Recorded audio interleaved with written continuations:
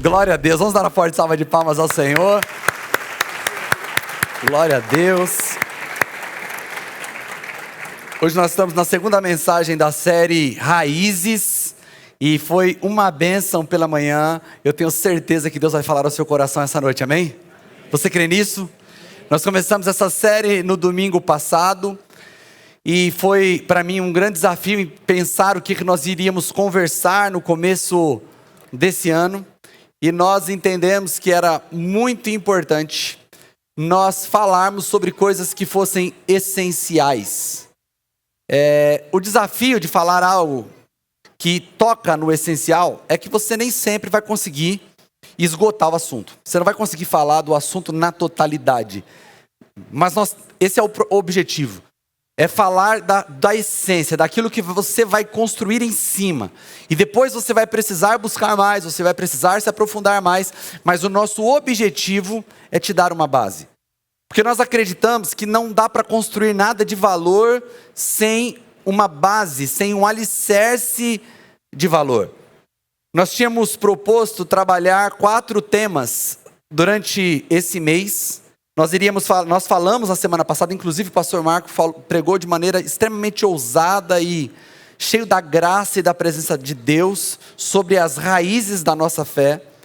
Nós iríamos falar hoje sobre as raízes da emoção, na semana que vem sobre as raízes dos relacionamentos e por último fecharíamos como as raízes da nossa esperança.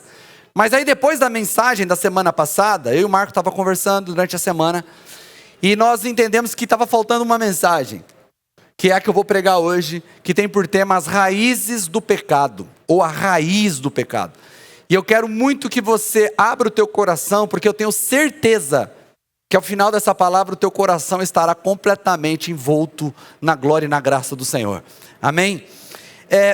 O texto base, e deixa eu aqui abrir um parênteses, porque hoje eu estou muito feliz aqui por tantas coisas, mas também porque hoje eu estou recebendo parte da família da minha esposa aqui, né? Meu cunhado, minha cunhada e meu sogro, que também é pastor, o Valmir. Sejam muito bem-vindos aqui na nossa igreja, amém? É uma alegria. Vocês sabem que nós viemos para essa cidade sem familiar nenhum, só eu e minha esposa. Então, sempre que vem alguém nos visitar, nós ficamos muito honrados. Que Deus abençoe vocês. Sejam bem-vindos.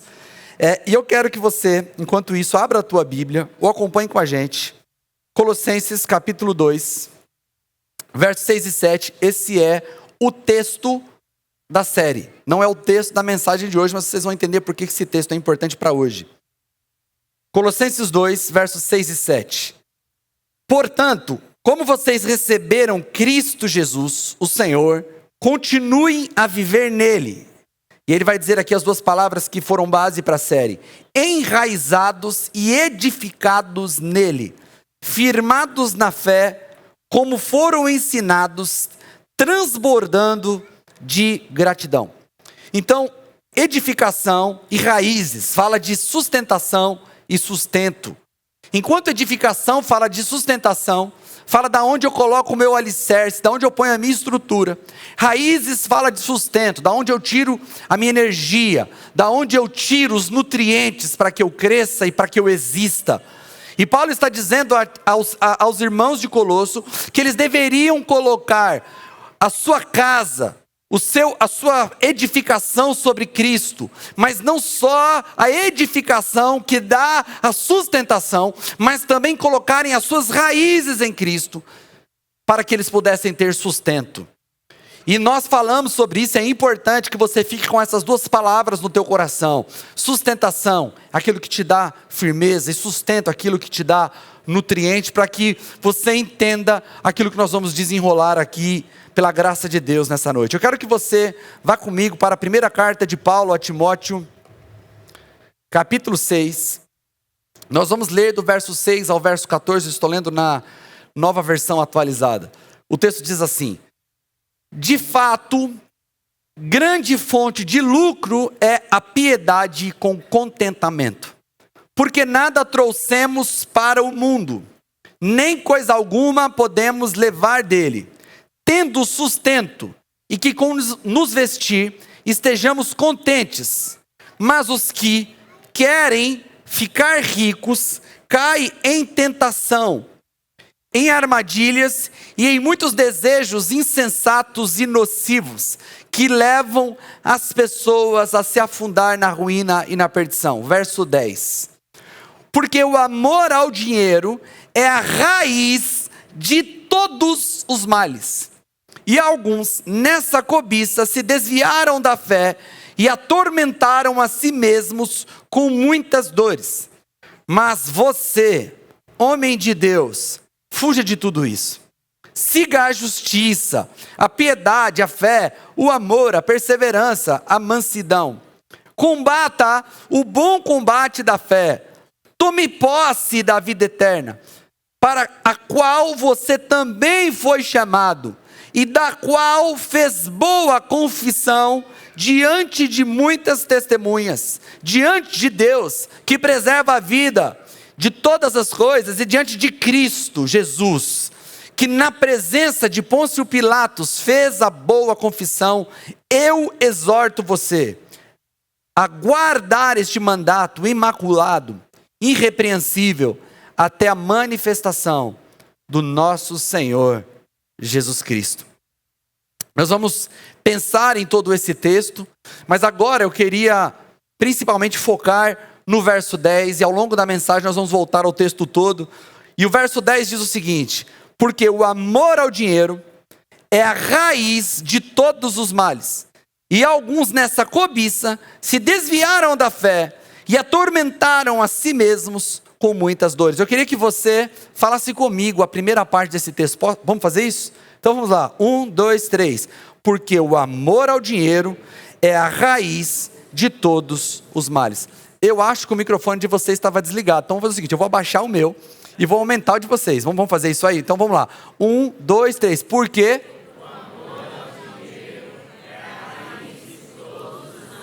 eu imitei muito de vocês quando eu fiz isso aqui agora, né? Mas vocês foram incríveis agora com o microfone aumentado. Que coisa boa. Que texto forte. Que palavra forte do apóstolo Paulo. O amor ao dinheiro, ele está dizendo, não é a raiz de alguns males. Não é a raiz de muitos males. Paulo diz que o amor ao dinheiro é a raiz de todos os males. Se isso não é forte para você e te bota em crise para tentar entender o que Paulo está dizendo, você é diferente de mim, porque eu fiquei em crise quando olhei para esse texto. Paulo está dizendo, inclusive no verso 9, ele vai dizer sobre os perigos que acompanham a busca pela riqueza. Mas Paulo está usando uma hipérbole. Nós sabemos que o amor ao dinheiro provavelmente não esteja por detrás de todos os milhares e milhares de pecados que uma pessoa pode cometer. Mas quando Paulo diz que ele é a raiz de todos os males, usando essa linguagem hipérbolica, ele está aumentando, colocando luz sobre um problema extremamente sério e que nós, às vezes, não nos atentamos. No verso 9, ele fala sobre o perigo desse caminho, dessa rota na busca pela riqueza. Ele vai dizer no verso 9: mas os que querem ficar ricos caem em tentação, em armadilhas, em muitos desejos insensatos e nocivos, que levam as pessoas a se afundar na ruína e na perdição. O que Paulo está dizendo no verso 9 é que a rota para a riqueza, ela é uma rota perigosa, extremamente perigosa. É como se você estivesse em uma região onde alguns bairros fossem muito perigosos, e ao colocar o endereço que você vai, o GPS te informasse: rota perigosa, com locais perigosos. É o que ele está dizendo no verso 9, que a rota para a riqueza é a rota perigosa. Que muitas pessoas na busca da riqueza, elas caíram, elas se afundaram, elas se perderam. E então, no verso 10, ele vai falar sobre o amor ao dinheiro, ele vai falar sobre a cobiça. Eu separei duas palavras que Paulo usa, que são palavras-chave. A primeira palavra que eu quero destacar é a palavra cobiça, a segunda palavra é a própria palavra amor ao dinheiro, e vocês vão entender porque eu estou tratando como uma palavra só. A palavra cobiça, no original, é a palavra oregomai, e ela traz a ideia de se esticar para pegar. Ela não é uma palavra negativa. o próprio apóstolo Paulo, no capítulo 3, no verso 1 de 1 Timóteo, ele vai usar a mesma palavra oregomai para falar daqueles que almejam o episcopado, ou seja, aqueles que desejam se tornarem líderes, aqueles que querem ser pastores. E Paulo vai dizer: aqueles que desejam o episcopado, excelente obra almejam. Então Paulo está dizendo que as pessoas que almejam se tornarem líderes têm um bom desejo, mas agora ele usa a mesma palavra para falar sobre o amor ao dinheiro, e ele diz: aqueles que tiveram essa cobiça se perderam. Então fique com isso na cabeça. A palavra cobiça aqui traz a ideia de se agarrar para tentar tocar. E quando nós pensamos em algo que eu tenho que me agarrar para tocar, a primeira ideia que vem à minha cabeça é algo que não está sobre a minha posse. Não é algo que eu tenho aqui, porque eu não me agarro para pegar aquilo que está em meu bolso. Eu não me agarro para pegar aquilo que está no meu corpo. Eu agarro para pegar aquilo que eu não tenho em minha posse.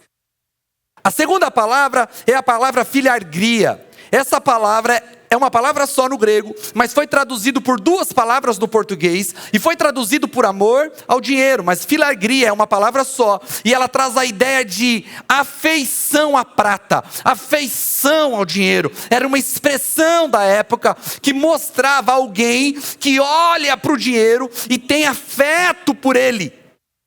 É como se Paulo estivesse personificando o dinheiro, como Jesus também fez, ao colocar o dinheiro como um Deus rival. Jesus vai dizer que não tem como servir a Deus e a Mamon. Mamon é o Deus do dinheiro. Ele vai dizer: não tem como você dizer eu amo ao Senhor e ao mesmo tempo ter o dinheiro como teu Senhor. Agora o apóstolo Paulo traz a ideia, a usar a palavra filargria, para dizer que a filargria, ou seja, o amor, o afeto pelo dinheiro, é a raiz de todos os males.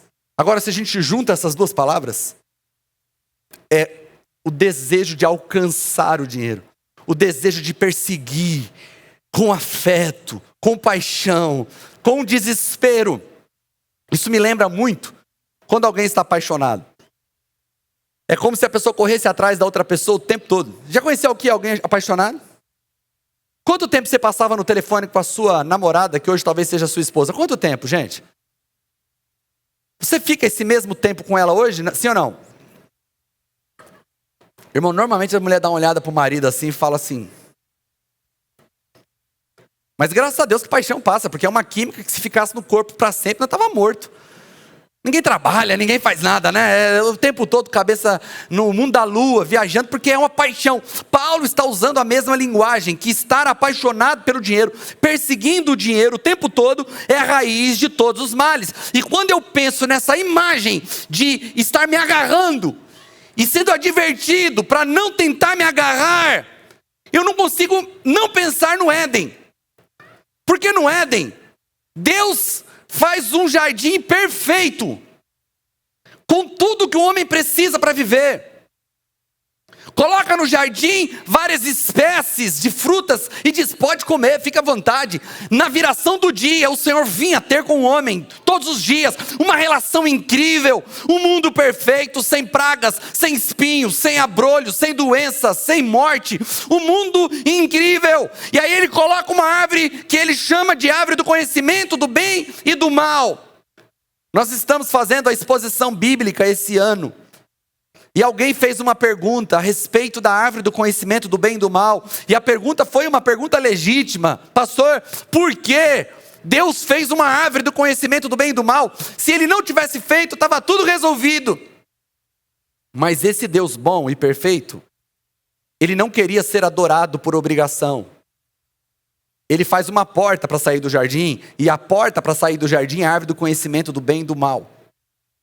Mas em determinado momento, a mulher olha para aquela árvore proibida e ela se estica para tocar e pegar e comer aquilo que o Senhor tinha dito para ela não fazer.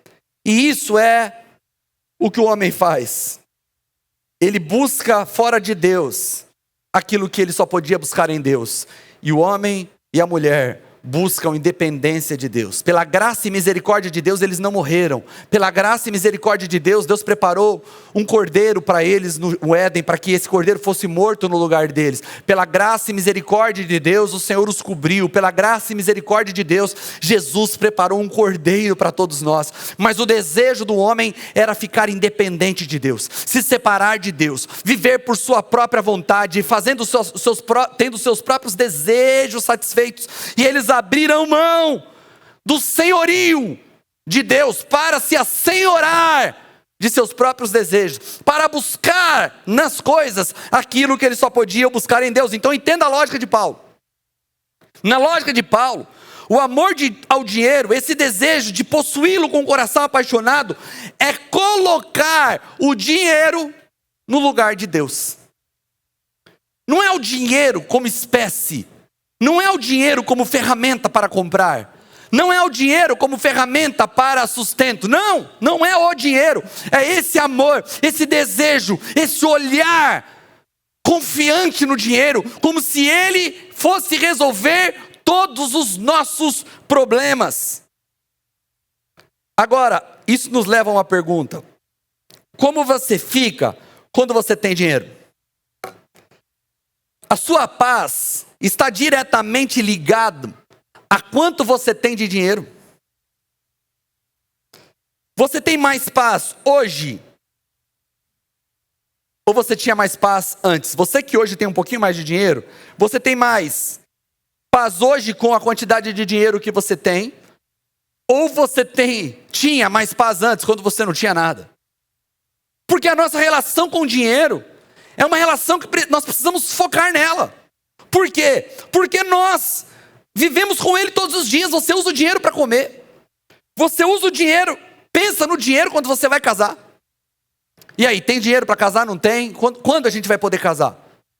Quem aqui está noivo e pensando em casar? Levanta a mão assim. Meu Deus, todo mundo casado ou solteiro? Nós vamos ter que fazer um encontro aqui de casado e solteiro na igreja. Os irmãozinhos ali já gostou, gente. Então os meninos ali que ficou... Nós pensamos no dinheiro para saber se temos condições de casar ou não. E aí, você vai casar daqui quanto tempo? Daqui 5 anos. Por quê? Você ama ela? Amo. Ela te ama? Ama. Vocês dois assim, já tem certeza que vão casar? Temos. E por que vocês vão casar só daqui 5 anos? Tem de dinheiro, né, pastor? Cara, mas você vai aguentar a tentação por 5 anos? Não vai, mas fala que vai. Fala que vai. Mente para mim, mente para Deus, mente para ele mesmo. Mente para ela, mente para todo mundo. Mas quem é que está governando a data? O dinheiro. E aí, quantos filhos você vai ter? E aí, irmão? Ah, pastor, tem que ver. Ver o que, irmão? Tem que ver lá, né? Ver o que, irmão? Fala. Tem que ver se eu tenho dinheiro para sustentar mais 1, mais 2, mais 3. O dinheiro determina quantos filhos você vai ter. O dinheiro determina qual a escola que seus filhos vão estudar. O dinheiro determina qual é o plano que você vai fazer. A roupa que você está não é a roupa que você mais gosta, é a roupa que você teve condição de comprar. Deu risada porque sabe que eu estou falando a verdade. Quem aqui nunca disse, o dia que eu tiver dinheiro, eu vou passar nessa loja aqui e vou comprar as roupas aqui. Não é assim? Não é verdade? É uma relação diária. Ah, vamos sair para jantar hoje. Onde você vai? Ah, o lugar que eu mais gosto, o lugar que você mais gosta está dentro do escopo de dinheiro que você quer gastar com comida. O dinheiro determina as nossas relações, o dinheiro mexe com a nossa estética. Meu irmão, vem falar a verdade, aqueles jogadores de futebol que a gente vê, com as moças bonitas, você fala, se não tivesse dinheiro. Não é verdade? Você olha, nunca que casava com uma moça dessa, mas nunca na vida dele. Muda a presença, o cara não tem dinheiro, o cara anda assim. O cara tem dinheiro, muda a presença. Mexe com a gente. A nossa relação com o dinheiro é uma relação muito séria. Porque para onde a gente vai, o dinheiro está nutrindo as nossas relações. É o dinheiro que está ditando para onde vamos. É o dinheiro que está dizendo como vamos. É o dinheiro que vai dizer quando vamos. Então a relação com o dinheiro precisa ser uma relação supervisionada. É aquela relação que você olha para ela e foca nela para saber como ela está. É aquela relação que você põe a mão no pulso. E aí, como está o batimento da nossa relação? Um dia eu fui num lugar nessa cidade, um empresário muito famoso na cidade, eu tinha um negócio com ele, que todo mês nós nos encontrávamos. E sempre a conversa era sobre negócios. Mas ele sabia, ele é um homem muito mais velho, e ele sabia que eu era pastor, então ele me perguntou: Pastor Mateus, está na lei que no Novo Testamento, ele já sabia do Novo Testamento, ele é um cristão católico, conhece a Bíblia, e ele disse: é verdade que está na lei que a gente precisa dar o dízimo no Novo Testamento? Eu falei: não está na lei, não, no Novo Testamento não, nós damos por princípio, por honra, para honrar o Senhor, não é por causa de lei não. A lei do Novo Testamento está no nosso coração, nós obedecemos ao Senhor e honramos o Senhor porque Ele é tudo, Ele tem tudo de nós. Mas não tem nada que diz? Eu falei: tem uma lei, mas não é sobre dinheiro. Aí ele falou: qual? Eu falei: você tem que amar a Deus sobre todas as coisas, inclusive mais que o dinheiro. Então eu falei para ele: a questão não é se nós temos que dar ou não. A questão é como nós ficamos quando temos que abrir mão dele. O dízimo é uma ferramenta incrível para monitorar a nossa relação com o dinheiro. Aí ele falou assim, ele foi a única pessoa que olhou para mim e falou: é que eu amo dinheiro demais. Eu amo dinheiro e eu acho que eu amo mais que Deus. E é por isso que eu dou 1,5, 2 no máximo. Só fiquei quieto, ouvi o que ele tinha para falar. É ele que tinha perguntado, a resposta já tinha sido dada. Porque a relação com o dinheiro precisa ser uma relação extremamente monitorada, com foco. Como é que está a minha relação com o dinheiro? Quanto ele está determinando as minhas escolhas? O quanto é ele que diz quando e como? Hoje nós cantamos uma canção aqui, e eu pensei, tem muita gente que cantaria essa música para o dinheiro. Pastor, como assim? Fala se não dá para você cantar para o dinheiro se o dinheiro fosse seu Deus. Me enxergou na minha tormenta, me livrou em meus problemas, transformou minha tristeza e mudou minha vida inteira. Me vestiu com roupas novas, pôs azeite em minha cabeça e me deu um lugar na mesa. Entende a relação com o dinheiro? Você entende como a relação com o dinheiro é perigosa, porque ela tem o poder de fazer tudo isso.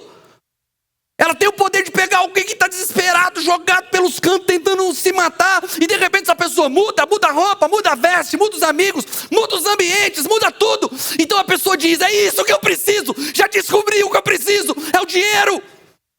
E nesse desespero ela não percebeu que ela colocou o dinheiro em um lugar que só era para Deus ter na vida dela.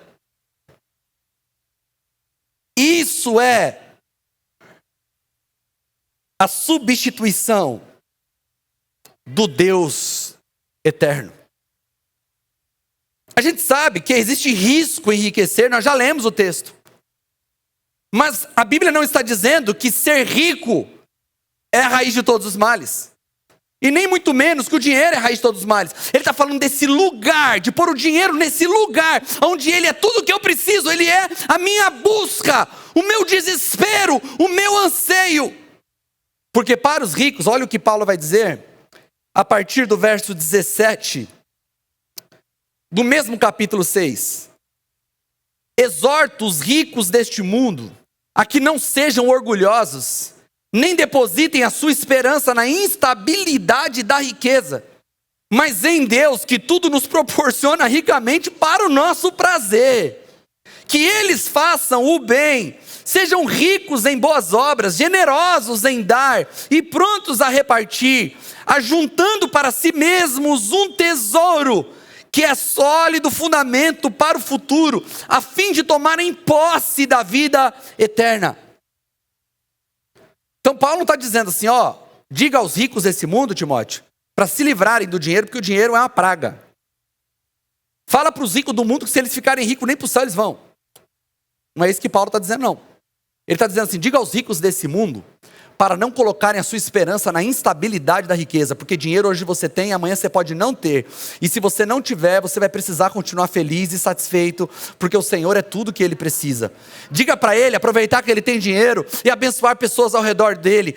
Diga para ele que por ele ter dinheiro, que ele precisa se tornar alguém generoso. Diga para ele que se ele fizer isso, ele estará construindo um tesouro que ele vai poder levar pela eternidade. é um firme fundamento para a eternidade. Sabe por quê? Porque nós não vamos levar nada daqui. Então ele está dizendo: ei, Timóteo, fala para os ricos, para que eles não se percam ao pensar que por terem dinheiro está tudo resolvido. Eles precisam pôr essa esperança e essa confiança em Deus. Ou seja, a raiz de todos os males não é o dinheiro, não é a riqueza e não muito menos o rico. A raiz do pecado é quando buscamos em qualquer coisa o que só Deus pode ser para nós. E o dinheiro é um dos substitutos mais convincentes. Quero voltar para o Éden, para nós mostrarmos como Eva viu no fruto uma alternativa a Deus. Verso 6 do capítulo 3. O texto diz: vendo a mulher que a árvore era boa para se comer, agradável aos olhos, e árvore desejável para dar discernimento, tomou do seu fruto e comeu, e deu também ao marido, e ele comeu.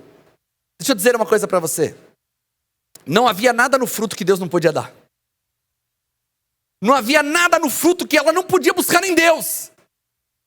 Não havia nada no fruto que ela não podia chegar em Deus na viração do dia e dizer: ei, Senhor, eu quero mais entendimento, eu quero mais conhecimento. Ei, Senhor, eu quero comer um fruto que me dê mais prazer ao olhar. Vem aqui, Eva, deixa eu te apresentar essa árvore aqui. Eu acho que você não viu, que o jardim é muito grande. Olha essa outra árvore aqui, fruto desejável. Pode estender a mão, pode comer à vontade. Mas, Senhor, ela não dá entendimento. Entendimento dou eu para você. Todos os dias nós vamos nos encontrar e eu vou transferir o meu conhecimento. Vocês vão conhecer tudo. Não, nós queremos algo que Deus pode dar, mas nós não queremos buscar em Deus, nós queremos buscar em outro lugar. E isso é o resumo de idolatria, quando nós buscamos em outra coisa, ou em outra pessoa, em outro relacionamento, algo que só Deus pode dar. O pecado é buscar alternativas ao Senhor. Pecados sexuais são buscas por prazer e alívio no atalho, sem o caminho que Deus preparou. Eu quero, sabe, pastor, eu estou precisando ser feliz. E você sabe, lá em casa as coisas estão difíceis, sabe? Minha mulher não está ligando tanto para mim. Então, ei, existe prazer em Deus, existe a forma de Deus para curar o teu casamento, existe uma forma de Deus transformar a sua esposa e transformar você. Não, pastor, mas é para agora. Eu quero estender as mãos, eu quero pegar do fruto, eu quero comer. Ei, Deus está te oferecendo tudo aqui, e sem dor, Ele vai curar você, não vai ter problemas para lidar, as consequências em Deus são perfeitas. Não, mas aquela árvore é tão desejável.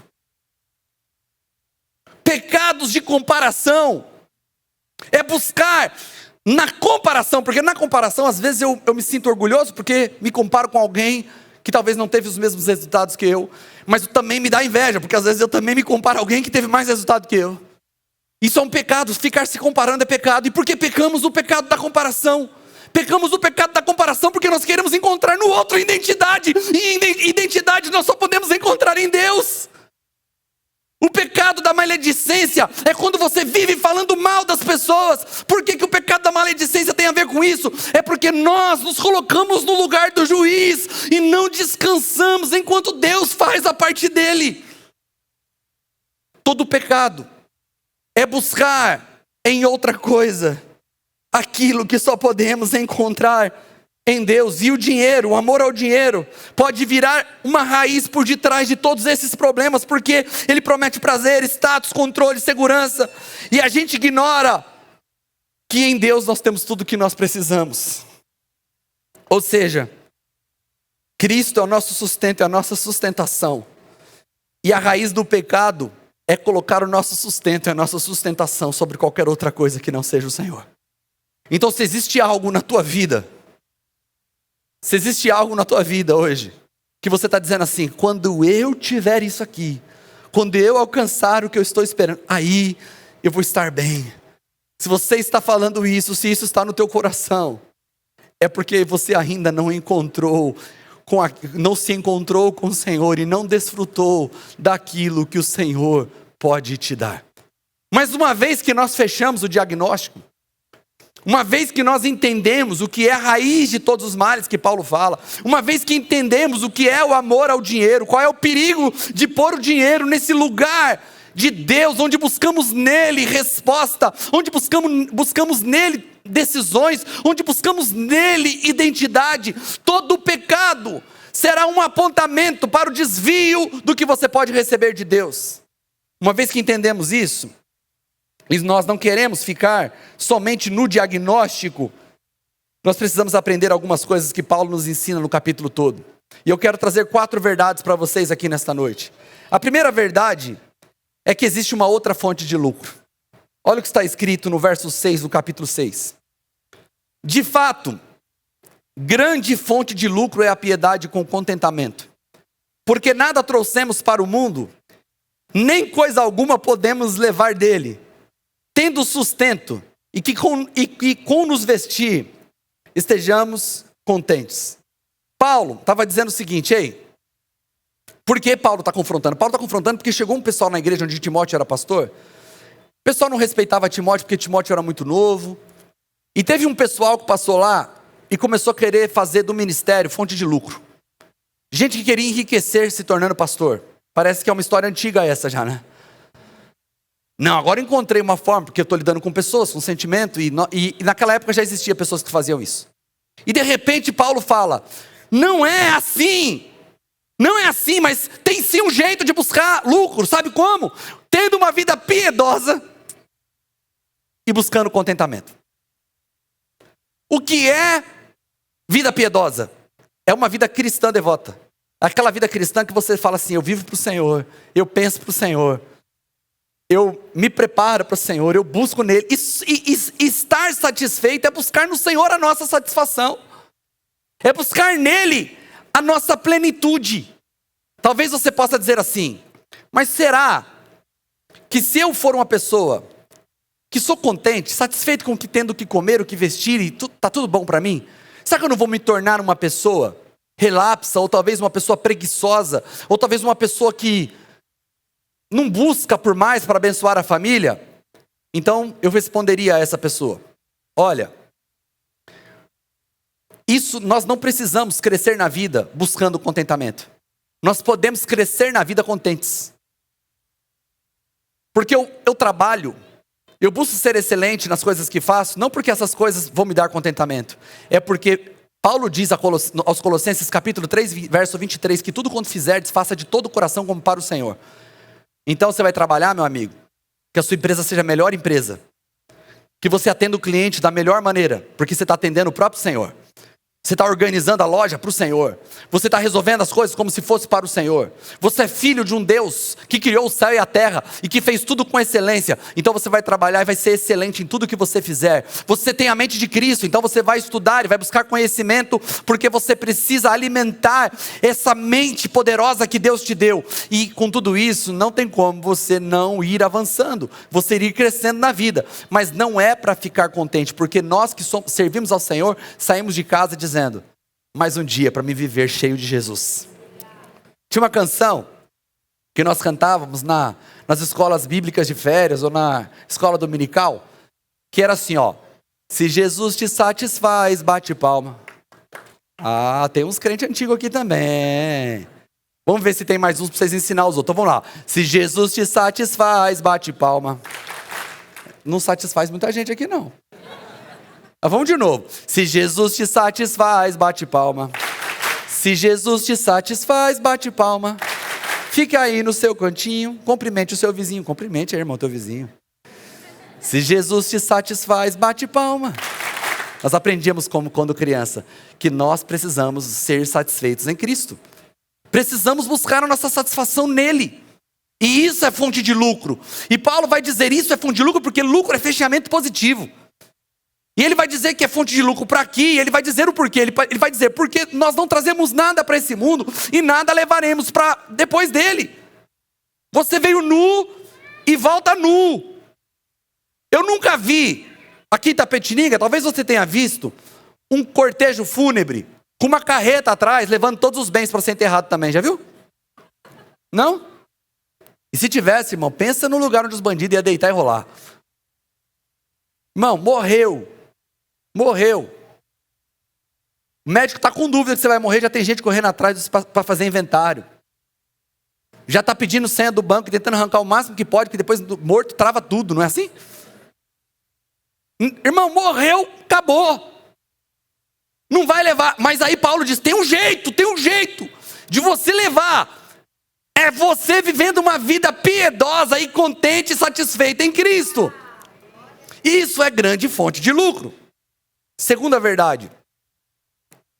Nós precisamos de novos alvos para serem buscados em contraste à cobiça pelo dinheiro. Olha o que Paulo fala no verso 11 do capítulo 6.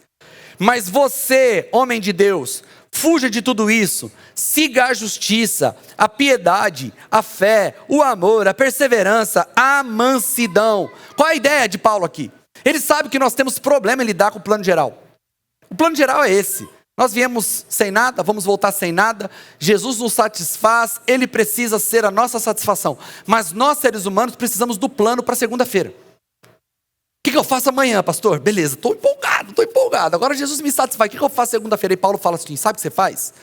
Amanhã, quando você acordar, animado, você fala assim, hoje eu tenho uma coisa para seguir. Hoje eu vou ter que seguir a justiça, a piedade, a fé, o amor, a perseverança e a mansidão.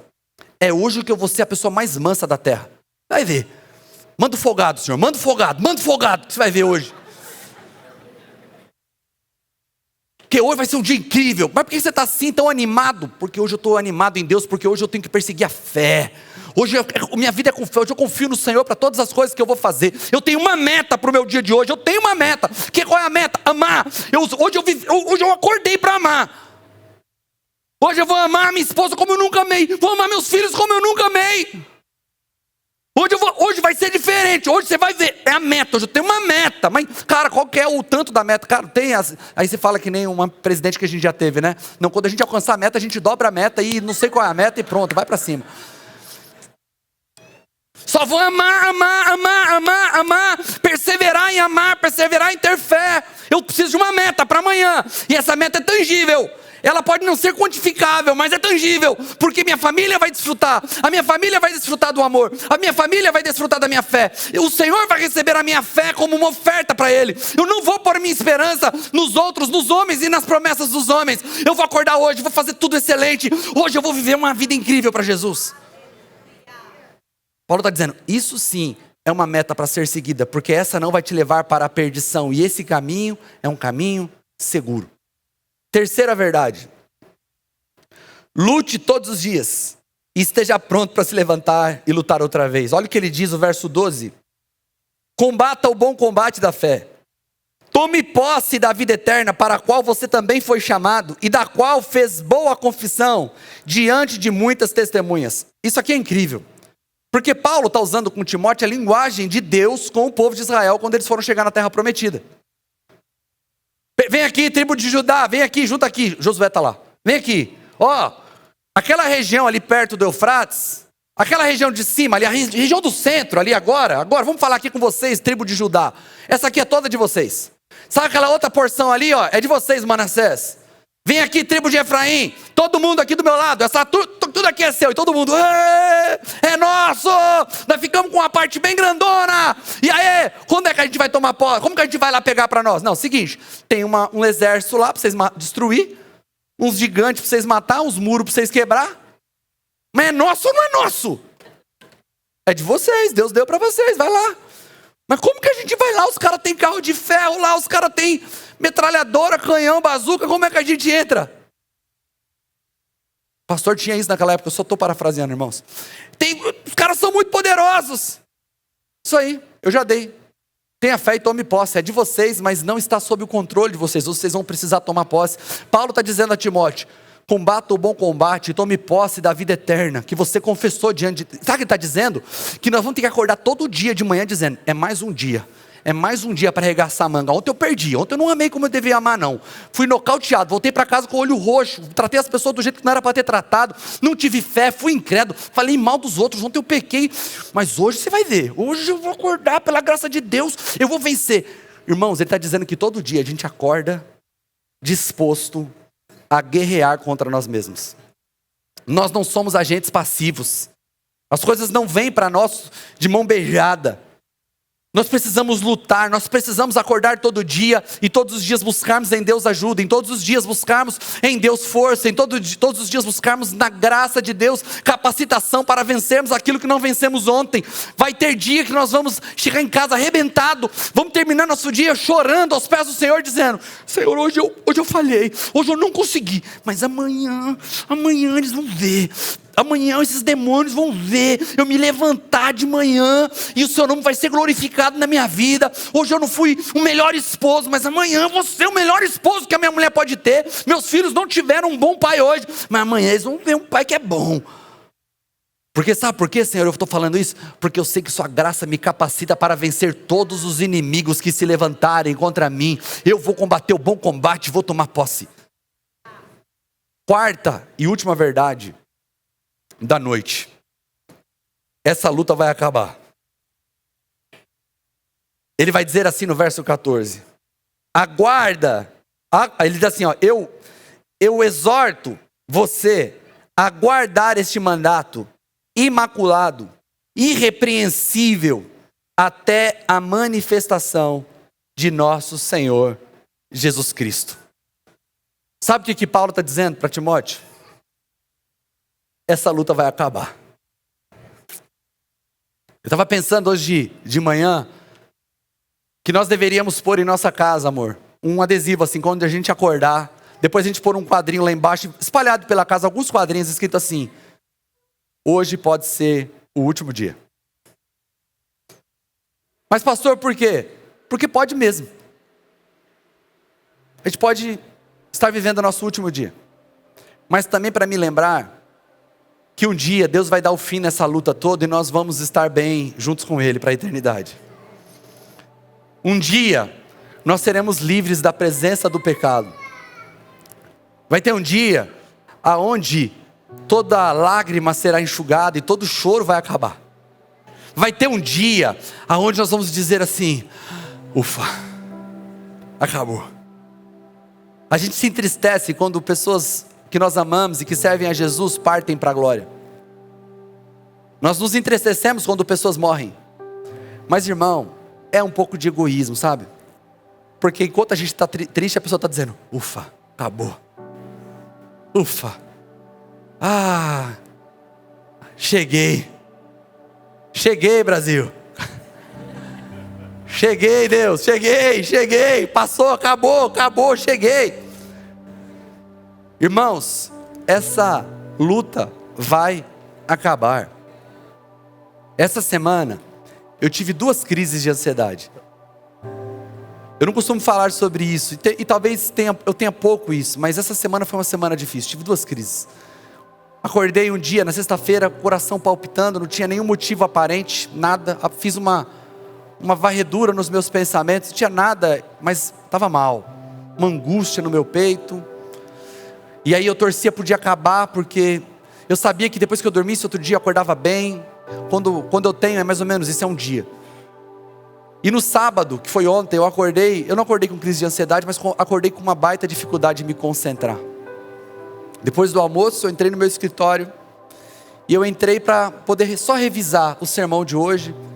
Tinha pouca coisa para fazer, era mais entender como é que eu traria tudo isso aqui para vocês. Entrei umas 2 e pouco da tarde, mas eu não conseguia me concentrar. E aí eu tentei fazer uma coisa, tentei me distrair com outra, porque minha cabeça não conseguia, eu não conseguia olhar para a tela e terminar o que eu tinha que terminar. E ali, eu meio travado naquele processo de não conseguir sair dali.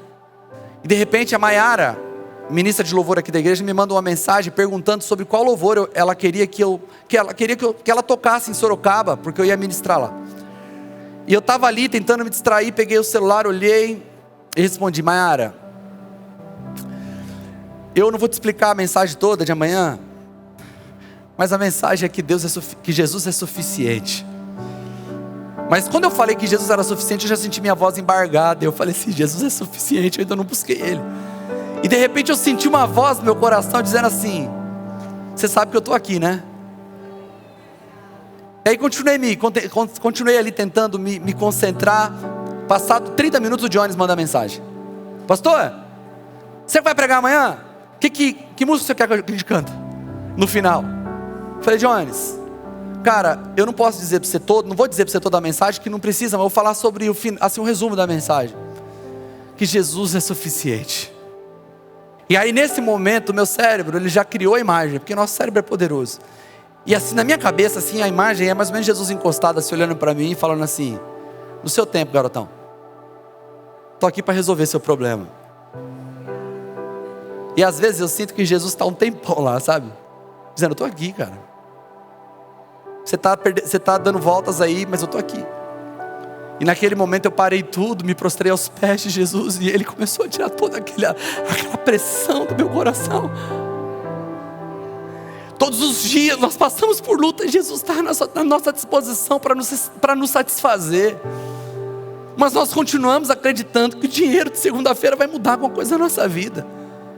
Nós continuamos acreditando que se eu tiver mais dinheiro, se eu tiver um patrimônio maior, que se eu tiver uma renda maior, se eu tiver um próximo negócio, e nós não entendemos que Jesus está ali dizendo: amigão, estou aqui. É no seu tempo, mas eu estou aqui. Eu queria convidar você a ficar em pé nesse momento, porque talvez você está muito tempo sem entender quem Deus é na sua vida. É por isso que o dinheiro e as coisas têm tomado um lugar tão importante na sua vida. Mas eu queria que você curvasse a cabeça neste momento, e você pensasse, supervisionasse por um minuto qual é a sua relação com o dinheiro. O quanto você tem esperado por resoluções financeiras para que você possa ter paz. Esse desejo que você tem de ter mais um filho, e você já tem pensado em desistir porque você chegou à conclusão que você não tem condições. Pastor, mas a gente tem que ser irresponsável. Ah, meus amados, quando nós aprendemos a confiar no Senhor, quando nós aprendemos a descansar no Senhor e saber que Ele ainda continua sendo Deus, Ele continua sendo poderoso, Ele continua ouvindo as nossas orações, Ele continua presente, Ele continua cuidando dos detalhes de nossas vidas, Ele continua atendendo a oração dos seus servos, Ele continua desejando que nós o busquemos. E eu queria que você orasse enquanto nós cantamos, enquanto o Jones canta. Eu queria que você tirasse um tempo para falar com Deus e declarar a sua confiança nele, e pedir ajuda para Ele, para que na segunda-feira, para que hoje à noite, os seus planos comecem a ser remodelados, segundo alguém que coloca completamente a sua confiança no Senhor.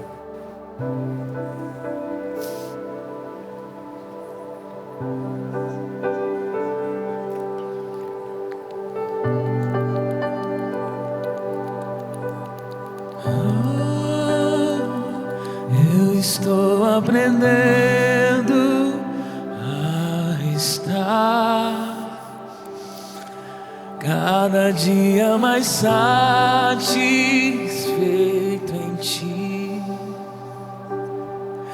à medida em que Te conheço mais. Tudo perde seu valor.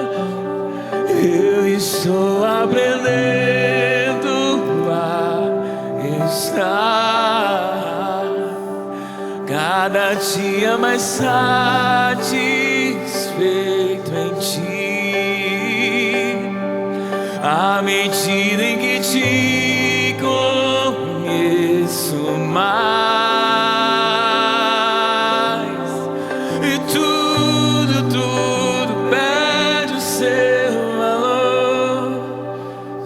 Quero a Ti e nada mais,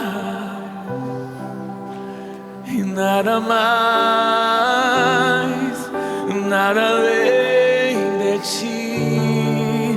Só quero a Ti e nada mais, e nada mais, nada além. Só quero a Ti, nada mais, e nada mais,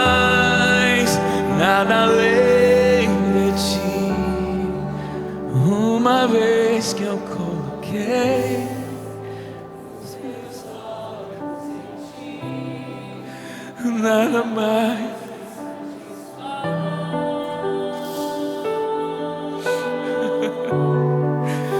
Uma vez que eu coloquei os meus olhos em ti, nada mais me satisfaz.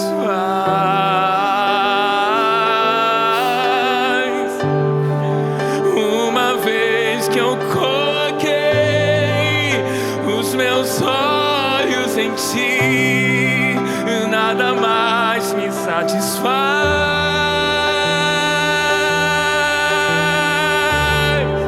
Uma vez que eu coloquei,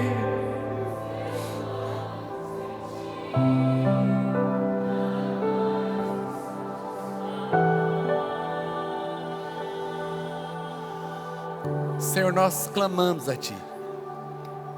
Nós clamamos a Ti, Senhor, porque nós vivemos em um mundo tão materialista, em um mundo onde as coisas todos os dias custam mais caro, para que nos escravize, para que as coisas quebrem mais rápido e possamos nos ser escravizados pela necessidade de manutenção de uma vida cara, de uma vida que hoje em dia custa caro até mesmo para o mais pobre. Em meio, Senhor Jesus, a essa realidade, nós não queremos sucumbir a outro Deus que não seja a Ti, Senhor. Nós declaramos nessa noite a nossa confiança em Ti. Nós declaramos, Senhor, a nossa confiança, a nossa esperança no Senhor. Ajude-nos, Senhor, a acordar todos os dias e colocar a nossa cabeça no lugar, dizendo: ei, alma, descansa em Deus. Ei, alma, por que você está abatida? Por que você está perturbada dentro de mim? Eu posso esperar em Deus, porque Ele certamente responderá a minha oração. Ele certamente conhece o meu coração. Ele certamente se levantará em meu favor. Restaura a nossa fé, Senhor. Restaura a nossa confiança em Ti. Não há nada que o Senhor tenha feito ou deixado de fazer que justifique essa nossa incredulidade, que justifique, Senhor, a nossa falta de fé. O Senhor tem nos atendido, o Senhor tem sido bom para conosco. Não nos permita, Senhor, vivermos essa vida que Te despreza, sendo o Senhor aquilo que nós precisamos. Não nos permita buscar em nenhum outro lugar aquilo que o Senhor de mãos dadas está nos esperando para nos entregar. Senhor, nós clamamos a Ti. Esse ano vai ser um ano que nós vamos mergulhar em Ti. Nós vamos deixar, Jesus, todas as falsas expectativas de lado, e nós vamos buscar em Ti, porque o Senhor é o nosso socorro, o Senhor é o nosso sustento, o Senhor é a nossa rocha firme, o Senhor é a nossa esperança. Nós não temos outro Deus além de Ti, Senhor. Nós declaramos a nossa confiança, Tu és a nossa rocha, Senhor. Nós declaramos que o nosso coração está firmado na Tua palavra e nas Tuas verdades. Nós somos definidos pelo que a Tua palavra diz ao nosso respeito, e o nosso futuro está definido a partir das Tuas palavras, porque a Tua palavra diz que no Senhor nós somos vencedores. Nós vencemos sobre o pecado, vencemos sobre o medo, vencemos sobre a incredulidade, porque a Tua graça nos empodera para vivermos em vitória e em novidade de vida, Senhor. Muito obrigado por Sua palavra. Venha sobre nós essa noite com um bálsamo do céu, trazendo a nós, Jesus, uma nova consciência, para que possamos Te honrar todos os dias, Senhor, em nome de Jesus. Se você recebe essa palavra, dê a sua melhor salva de palmas ao Senhor. Senhor, nós Te honramos, nós Te adoramos com as nossas palmas, Senhor. Nós Te rendemos louvor, porque o Senhor é o Rei, um Rei generoso, um Rei bom. Nós nos prostramos diante de Ti, colocando a nossa esperança nas Tuas promessas. Aleluia, aleluia, aleluia. Quero convidar os líderes para vir aqui à frente. Nós vamos terminar essa reunião, mas eu quero muito te encorajar. Você que ainda não entregou a sua vida ao Senhor Jesus, você que porventura se afastou dos caminhos do Senhor,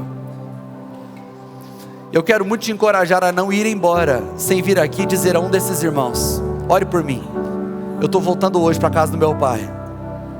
Ou se você ainda não entregou a sua vida para Jesus, diz assim: olha, eu não entendi direito como que é, eu preciso entregar minha vida para Jesus. A Bíblia diz que aquele que com o coração crê que Jesus Cristo morreu e ressuscitou dentre os mortos, e que com a boca confessa que Jesus Cristo é o Senhor, esse será salvo.